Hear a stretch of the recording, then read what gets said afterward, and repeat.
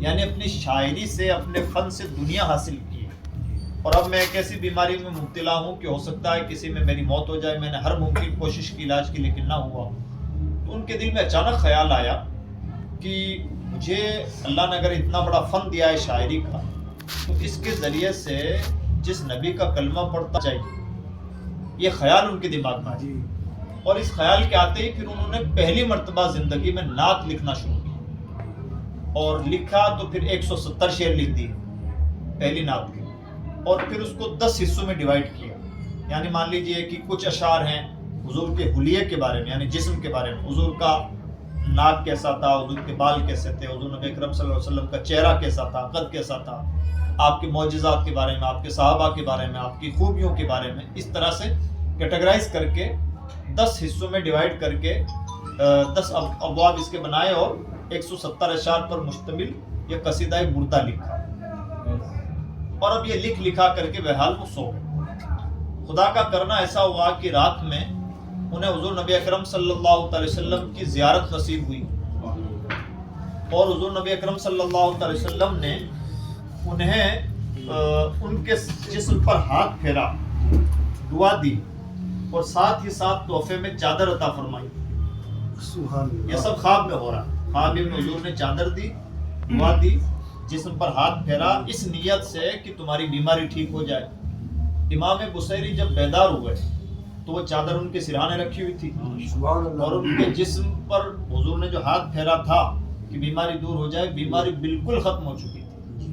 تب سے اس نعت کو قصیدہ بردہ یعنی چادر والی نعت کہا جاتا ہے، اور اب دنیا میں یہ اتنی مقبول ہے کہ جیسے ابھی حافظ صاحب نے نعت پڑھی، ہمیں اس کا مطلب نہیں معلوم ہے کہ انہوں نے جو اشعار پڑھے ان کی میننگ کیا ہے، لیکن اس کے باوجود بھی ہم سن رہے ہیں، ہمیں مزہ بھی آ رہا ہے، اور کہیں نہ کہیں سننے میں آتی رہتی ہے۔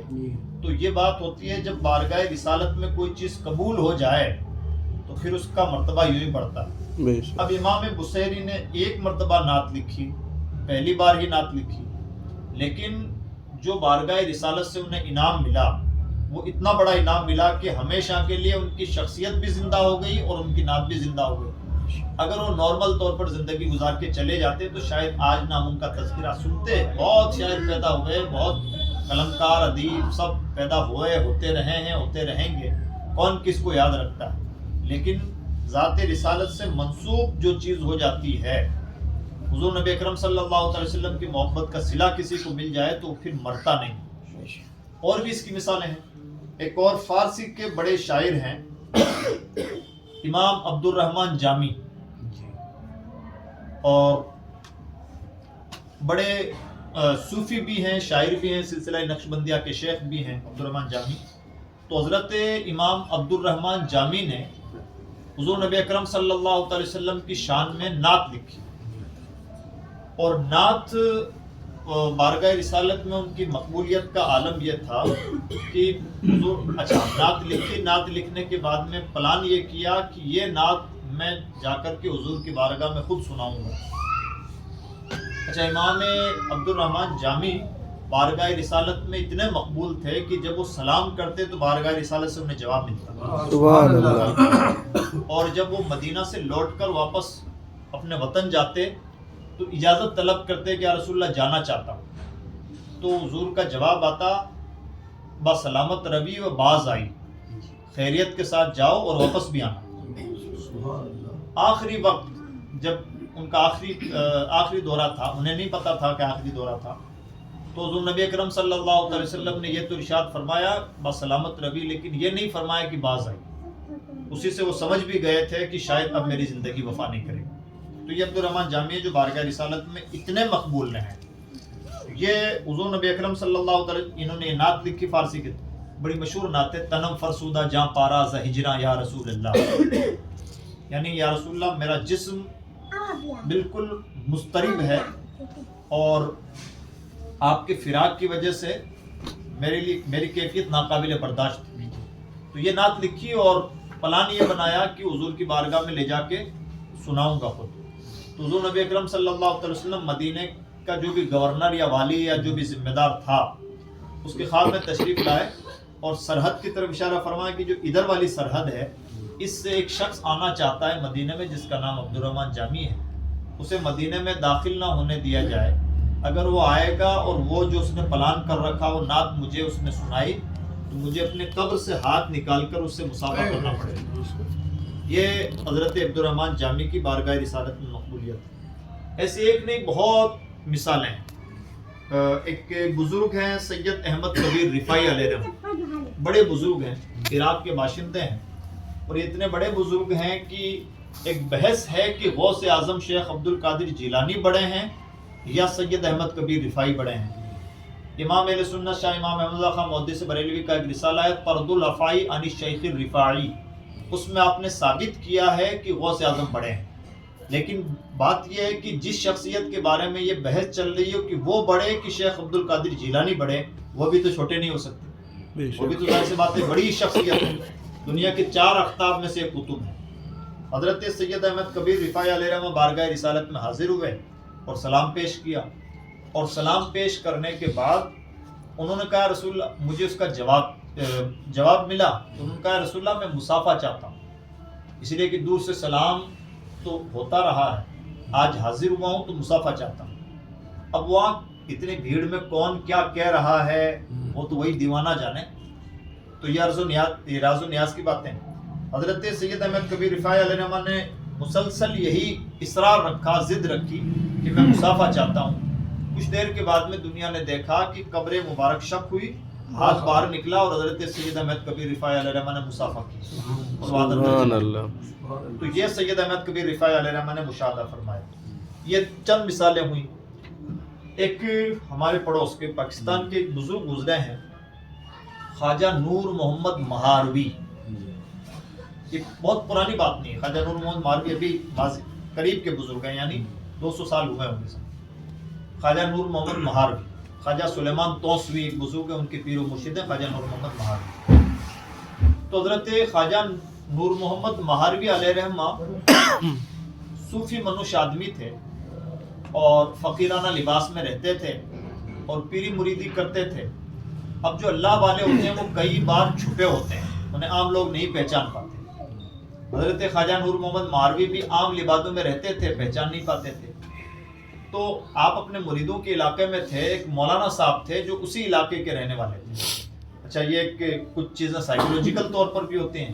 اگر کوئی بہت اچھا مولانا ہو اس کو آسانی سے کوئی پیر فقیر بھی ہضم نہیں ہوتا ہے، ایک نیچر ہے. یا کسی بھی قابل آدمی کو جب اسے اپنی قابلیت کا احساس ہو تو کئی مرتبہ ہر کوئی ہضم نہیں ہوتا ہے.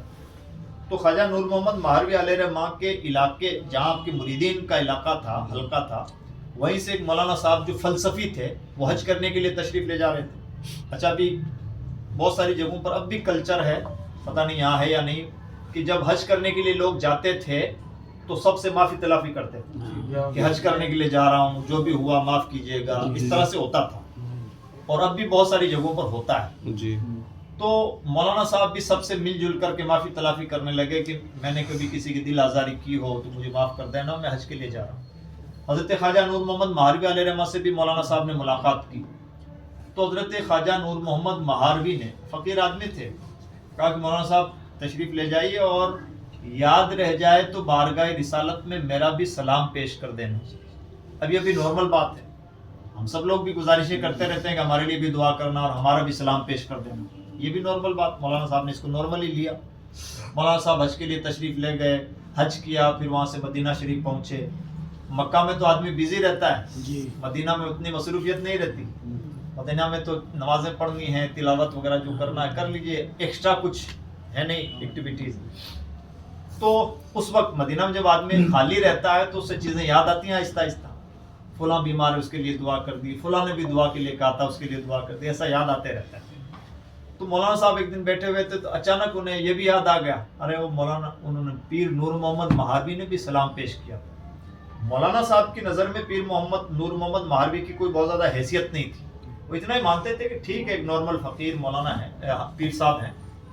تو انہوں نے، اچھا مولانا صاحب کی عادت تھی جیسے کوئی یاد آیا کہ فلاں نے بھی سلام پیش کیا تھا تو روضہ رسول کی طرف منہ کر کے کہہ دیتے کہ یا رسول اللہ فلاں نے آپ کو سلام پیش کیا.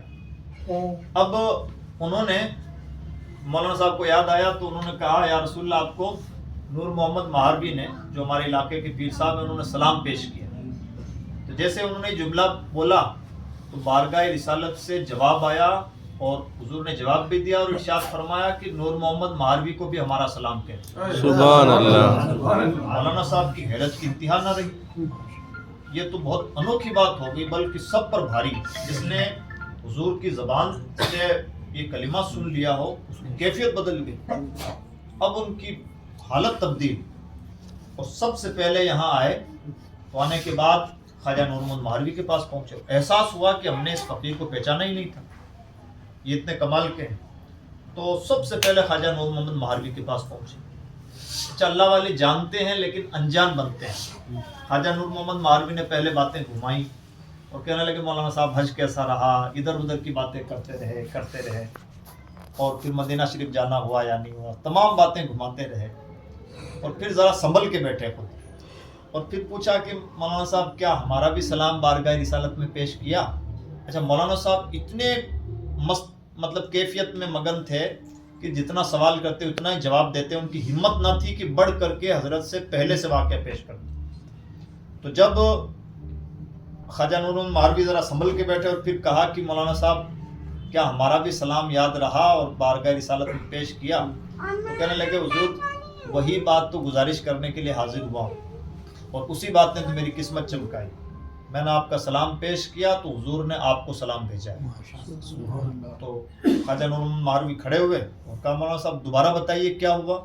تو انہوں نے کہا کہ میں نے بارگاہ رسالت میں پیش کیا کہ یا رسول اللہ نور محمد مہاروی نے آپ کو سلام بھیجا ہے. تو حضور نے پلٹ کے کہا کہ نور محمد مہاروی کو بھی ہمارا سلام کہنا. اب یہ سنا تو وہیں کھڑے ہو کے گرے اور کہا جب راز ہی کھل گیا تو رہنا کیا، انتقال ہو. تو یہ ہے بارگاہ رسالت. یعنی جو بھی اس بارگاہ سے سچی لو لگاتا ہے وہ کبھی محروم نہیں رہتا.